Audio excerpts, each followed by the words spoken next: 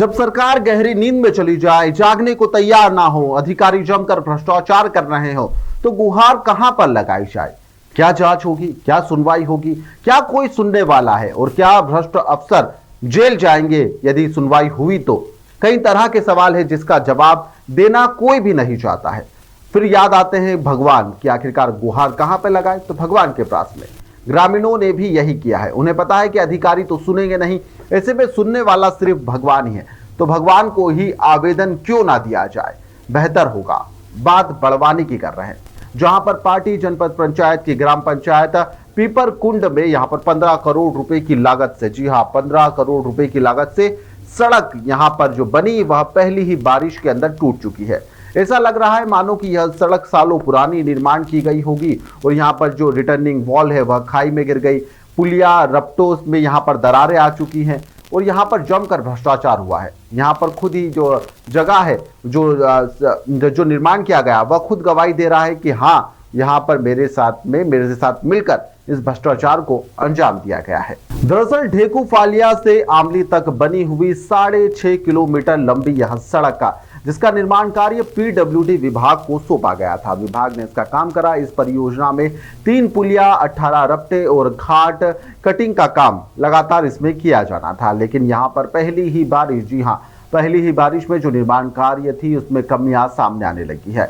सड़क किनारे बनी हुई रिटर्निंग वॉल टूट गई है और खाई में तक गिर चुकी है। वहीं पर पुलिया रपटों में बड़ी बड़ी दरारें देखने को मिल रही है।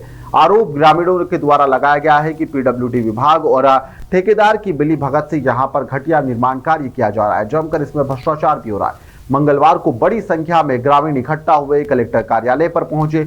उन्होंने जन सुनवाई में आवेदन दिया और कहा कि जो निर्माण कार्य किया जा रहा है उसकी जांच होना चाहिए। ग्रामीणों ने कलेक्टर कार्यालय के परिसर में स्थित हनुमान मंदिर में जाकर शिकायती आवेदन तक सौंपा है। ग्रामीणों का कहना है कि यदि यहाँ पर जो सड़क है उसकी मांग हम बरसों से कर रहे थे, लेकिन जब अब सड़क बन रही है, करोड़ों रुपए की लागत से सड़क का निर्माण भी किया जा रहा है, तो उसकी जो गुणवत्ता है जिसके बारे में क्या ही कहे, कुछ कहने लायक बचता नहीं। वह खुद ही उसकी गवाही दे रही कि हाँ भ्रष्टाचार हो रहा है।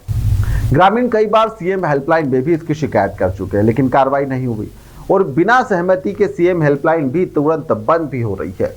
और ऐसे में यहाँ पर इंजीनियरों के द्वारा धमकाया भी जा रहा है ग्रामीणों को कि अगर दोबारा यहाँ पर सीएम हेल्पलाइन पर शिकायत करी तो यहाँ पर आपके खिलाफ शासकीय कार्य में बाधा की शिकायत दर्ज की जाएगी और आपके ऊपर एफआईआर भी हो जाएगी। फिर आपका बचना बिल्कुल मुश्किल हो जाएगा। जी हाँ, इस तरीके से डराया और धमकाया ग्रामीणों को जा रहा है। मेरा मुन्नालाल सस्ते नाम है। हम ये पीडब्ल्यू रोड का निर्माण हो रहा है उसके संबंधित आए हैं। कहाँ निर्माण हो रहा है और कैसे? हमारे विकास खंड पार्टी जिला ये ग्राम पंचायत पीपरकुंड आमली। क्या हो रहा है, किस तरीके का? जो जिस तरह से रोड बनाया जाना चाहिए वो रोड मतलब घटिया निर्माण हो रहा है, इसलिए हम उसको ठेकेदार साहब को भी बोले थे कि ठेकेदार साहब मतलब कोई सालों बाद हमारे यहाँ रोड का निर्माण हो रहा है, उसको व्यवस्थित बनाया जाए। तो वो हाव के देता है और सुनता नहीं है, इसलिए फिर हमको आगे चल के यहाँ कलेक्टर ऑफिस आना पड़ा। क्या दिक्कतें आ रही है उसमें? जो घाट कटिंग का मतलब जैसा करना चाहिए था वैसा घाट कटिंग का भी निर्माण वो घाट कटिंग नहीं कर रहे हैं और जो आइट साइड में रिटर्निंग दीवारें बनाई है वो भी मतलब जैसे गिट्टी डालना चाहिए थी वैसी गिट्टी नहीं डाल रहे हैं, वो मिट्टी वाली गिट्टी डाल रहे हैं, गिट्टी भी वही बना रहे हैं वो। तो हमारा कहने का ये कहना है हमारा कि रोड बनाए तो व्यवस्थित बनाओ, नहीं बने तो ये काम छोड़ दो। 6.5 किलोमीटर का ढेकू से अमली तक। कितने का बन रहा है ये 15 करोड़ का है। कितनी पुलिया है और कितने रपटे हैं? 3 पुलिया है और 18 रपटे हैं। रपटे और पुलिया की स्थिति क्या है? बहुत स्थिति खराब है। ऐसे में सबसे बड़ा सवाल यही उठता है कि भ्रष्टाचार और लापरवाही से बन रहा यह रोड 1 साल भी क्या टिक पाएगा?